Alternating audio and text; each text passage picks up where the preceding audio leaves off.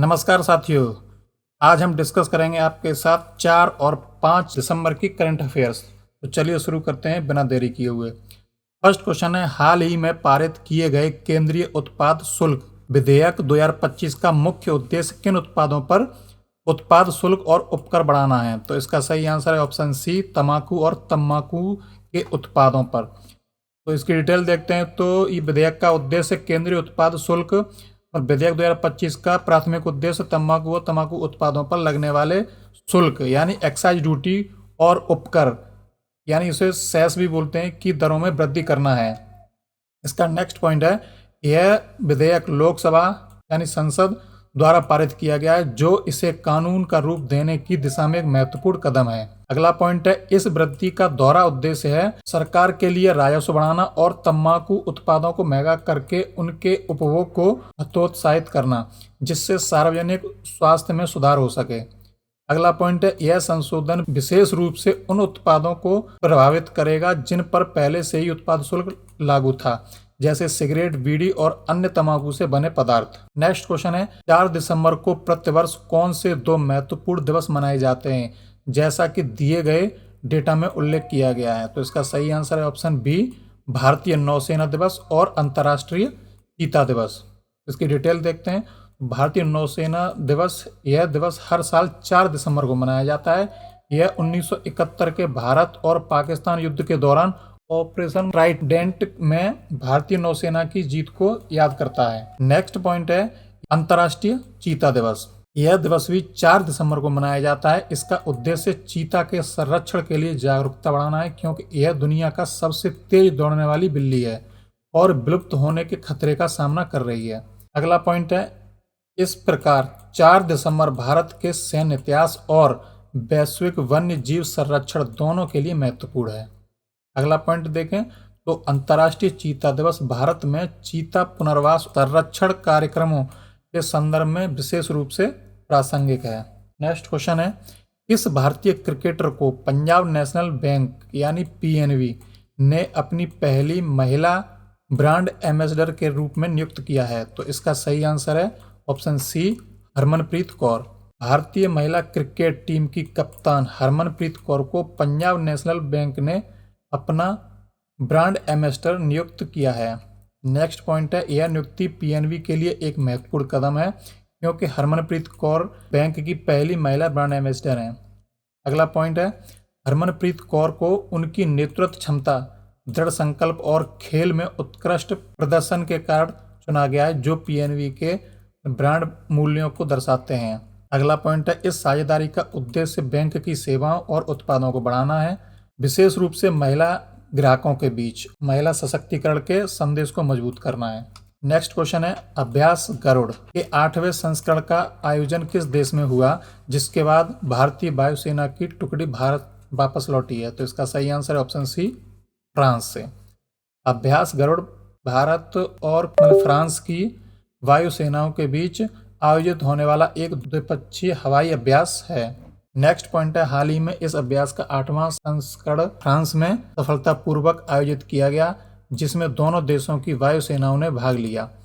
अगला पॉइंट है, इस अभ्यास का मुख्य उद्देश्य दोनों वायुसेनाओं के बीच अंतर संचालनीयता को बढ़ाना, सर्वोत्तम प्रथाओं को साझा करना और एक दूसरे की परिचालन क्षमताओं को समझना है।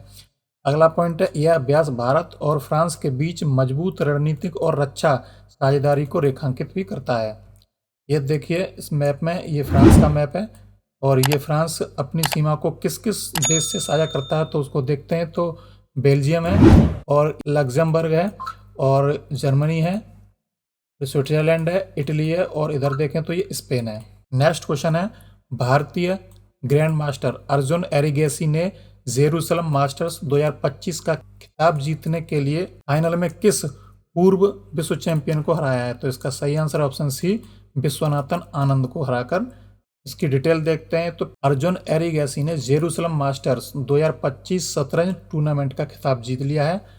अगला पॉइंट है, फाइनल मुकाबले में उन्होंने भारत के ही दिग्गज और पूर्व विश्व शतरंज चैंपियन विश्वनाथन आनंद को पराजित किया है।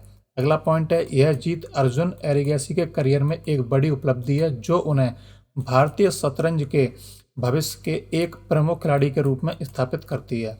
अगला पॉइंट है, यह टूर्नामेंट 2025 में हुआ है, जो शतरंज की दुनिया में एक उच्च स्तरीय और प्रतिष्ठित मास्टर्स इवेंट है। अगला क्वेश्चन है, वर्ष 2026 के लिए अंतर्राष्ट्रीय IDEA परिषद की अध्यक्षता किसने संभाली है? तो इसका सही आंसर है ऑप्शन बी, मुख्य चुनाव आयुक्त ज्ञानेश कुमार। इसकी डिटेल देखते हैं तो भारत के मुख्य चुनाव आयुक्त GEC ज्ञानेश कुमार ने अंतर्राष्ट्रीय IDEA परिषद की अध्यक्षता का पद संभाला है। नेक्स्ट पॉइंट है, उन्होंने यह पद वर्ष 2026 के लिए संभाला है, जो भारत की वैश्विक लोकतांत्रिक साख को दर्शाता है। अगला पॉइंट है, यह एक अंतर सरकारी संगठन है जो दुनिया भर में लोकतंत्र को मजबूत करने के लिए काम करता है। अगले पॉइंट की बात करें तो इस अध्यक्षता को संभालना अंतर्राष्ट्रीय मंच पर चुनावी प्रबंधन और लोकतांत्रिक सुधारों में भारत के अनुभव और नेतृत्व को प्रदर्शित करता है। नेक्स्ट क्वेश्चन है, प्रधानमंत्री नरेंद्र मोदी ने समूह के लिए सम्मान, सुलभता और समान अवसर सुनिश्चित करने के सरकार के संकल्प को दोहराया है। तो इसका सही आंसर है दिव्यांगजनों के लिए। इसकी डिटेल देखते हैं तो मोदी जी ने अपने संबोधन में विशेष रूप से दिव्यांगजनों के लिए सरकार के प्रतिबद्धता को दोहराया है। इसके 3 मुख्य बिंदु हैं, जिसमें सम्मान, सुलभता जैसे सुगम्य भारत अभियान के माध्यम से और उनके लिए समान अवसर सुनिश्चित करने पर जोर दिया गया है। अगला पॉइंट है, यह संकल्प सुगम्य भारत अभियान और अन्य सामाजिक न्याय योजनाओं के अनुरूप है, जिनका उद्देश्य दिव्यांगजनों को समाज की मुख्यधारा में लाना है। अगला पॉइंट है, यह घोषणा इस बात पर जोर देती है कि दिव्यांगजनों का समावेश और कल्याण सरकार की एक राष्ट्रीय प्राथमिकता है। अंतर्राष्ट्रीय दिव्यांगजन वो दिवस है ना, इसके बारे में देखते हैं तो यह दिवस हर साल 3 दिसंबर को मनाया जाता है।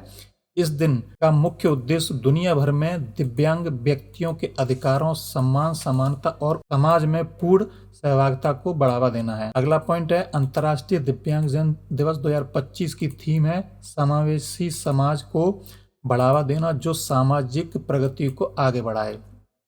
अगला पॉइंट है, 1992 में संयुक्त राष्ट्र महासभा ने 3 दिसंबर को आधिकारिक रूप से अंतर्राष्ट्रीय दिव्यांगजन दिवस घोषित किया था। इसका मुख्य उद्देश्य देखते हैं तो दिव्यांगजनों के अधिकारों और कल्याण के बारे में जागरूकता बढ़ाना है, समाज में समावेशी वातावरण को बढ़ावा देना है, दिव्यांगजनों के लिए उपलब्ध अवसरों और बाधाओं पर ध्यान केंद्रित करना है।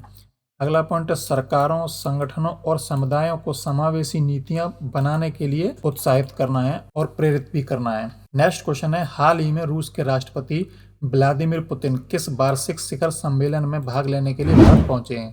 तो इसका सही आंसर है ऑप्शन बी, 23वें भारत रूस वार्षिक शिखर सम्मेलन के लिए पहुंचे हैं। इसकी डिटेल देखते हैं तो सम्मेलन का जो स्वरूप है ना, रूस के राष्ट्रपति व्लादिमीर पुतिन भारत और रूस वार्षिक शिखर सम्मेलन के लिए भारत पहुंचे हैं।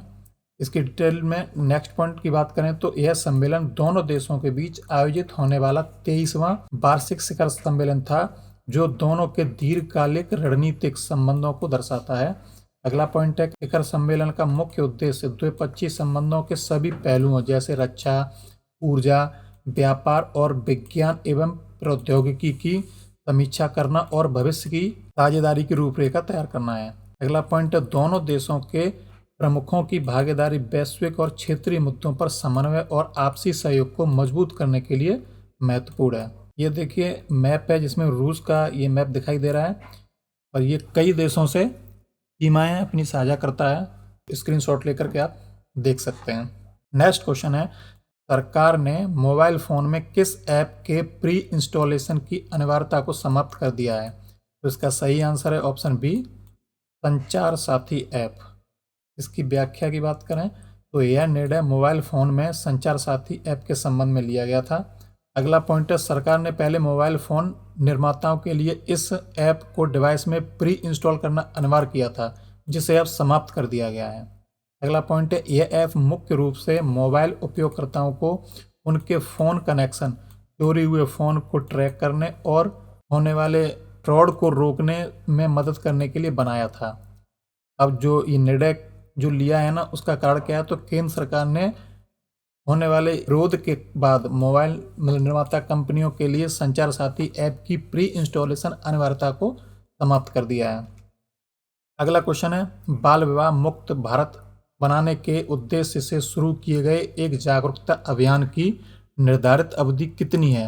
तो इसका सही आंसर है ऑप्शन सी, 100 दिवसीय जागरूकता अभियान चलाया जाएगा। तो इसकी डिटेल देखें तो इस 100 दिवसीय अभियान का मुख्य लक्ष्य पूरे भारत को बाल विवाह से मुक्त बनाने के लिए बड़े पैमाने पर जागरूकता फैलाना है। अगला पॉइंट है, अभियान की निर्धारित अवधि 100 दिन है, जिसका अर्थ है कि एक गहन और केंद्रित प्रयास है। अगले पॉइंट की बात करें तो इस दौरान विभिन्न शैक्षिक, सामाजिक और कानूनी जागरूकता कार्यक्रम चलाए जाएंगे ताकि लोगों को बाल विवाह के हानिकारक जो प्रभाव हैं और उससे संबंधित कानूनों के बारे में सूचित किया जा सके। अगला पॉइंट है, यह पहल लैंगिक समानता, शिक्षा के अधिकार और बच्चों के स्वास्थ्य एवं सुरक्षा को सुनिश्चित करने की दिशा में एक महत्वपूर्ण कदम है। अगर आपको ये वीडियो अच्छी लगी हो तो प्लीज़ वीडियो को लाइक करें, शेयर करें और चैनल को सब्सक्राइब करना ना भूलें। मिलते हैं अगले वीडियो में।